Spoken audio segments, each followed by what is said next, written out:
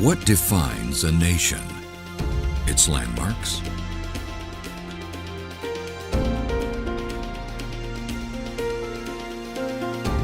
Its people?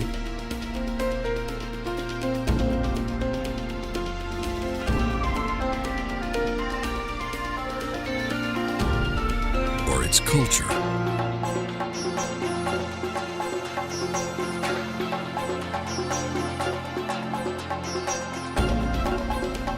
Taking you from the plains of the Serengeti to the busy streets of Shanghai, from the podium of renowned leaders to the workbench of undiscovered artisans.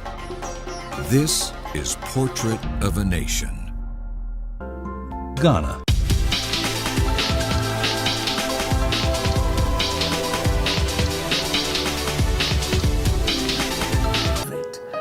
They wanted to have plantations, grow cotton, grow tobacco, grow sugarcane, and they discovered that the Africans they came to meet were very strong. So the Gold Coast became more or less like a slave coast.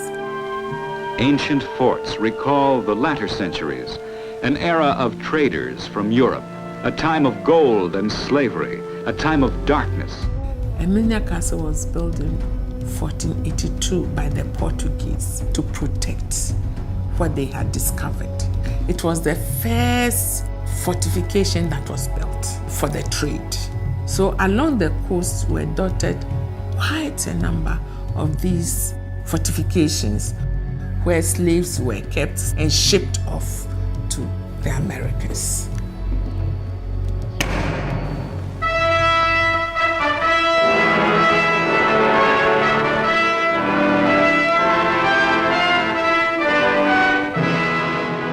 One second past midnight, March the 6th, 1957. The moment has come.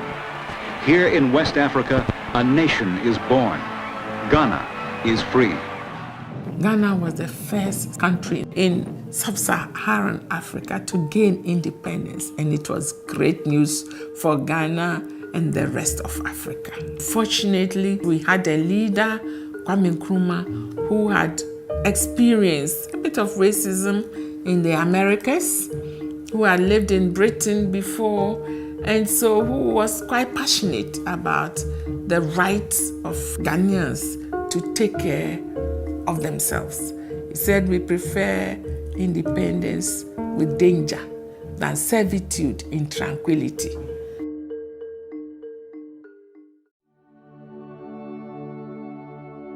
The single most important event that has taken place in Ghana. I think we've achieved a lot, but we have a long way to go. And leadership and governance will make a real difference. The only way to acquire power legitimately in Ghana is to go through the ballot box. Ghana has a really terrific history of democratic strengthening in recent years. Unlike anywhere else really on the continent, I'd argue that Ghana's democracy is stronger than even South Africa's. We must first recognize a fundamental truth that you have given life to in Ghana. Development depends on good governance. You are better. Economic growth has been very strong in 2011 at about 13.5%. That was partly a reflection of the start of the oil production in Ghana, but also very robust performance of the non-oil sector. Ghana is very rich in other minerals, gold, bauxite, manganese, diamonds, and so on. The mining sector is actually very important in terms of Ghana's exports. About 60% of Ghana's exports now are from the mine. Lake Volta is the largest. We have quite a lot of our women become more enterprising. They own factories, they are really doing business. I wanted to come back to Ghana and manufacture in Ghana, but I wanted to create employment for people here and help grow the fashion industry here in Ghana. As Ghana's booming now and Africa's booming, it'll be good to be part of the... At Elagbe, we use the local recycled glass beads to make jewelry for the local markets and exports to the US. Jaba Cocoa is made up of organized farmers who share the same aspirations and have the same focus They are working together so that at the end of the day, they can share benefits from their produce. I think the most exciting sectors in Ghana are the services sectors. The tourism sector is starting to take off.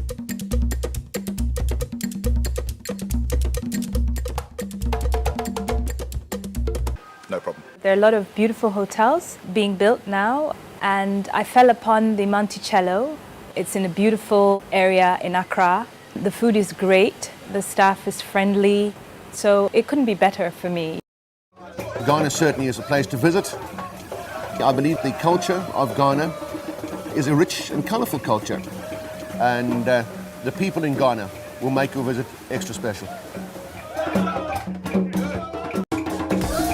Ghana is really the perfect place. It's safe, it's beautiful. You could see a lot and do a lot and really feel the African vibe. We just came from the canopy walkway. It was terrifying. You can feel at home. The people are friendly. You can't feel safe. I need help and everybody comes and help you. The Ghanaian people is the most welcoming people that I've seen in West Africa. That's for sure. Culture.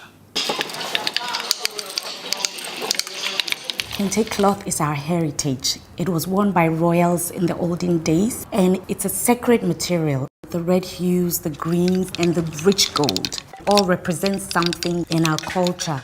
There could be, for example, an African proverb, like the Adinkra, Sankofa, going back to your roots. That's what it means. Ghana has come so far as bringing together culture and fashion-forward trendiness and making fashion has become mainstream.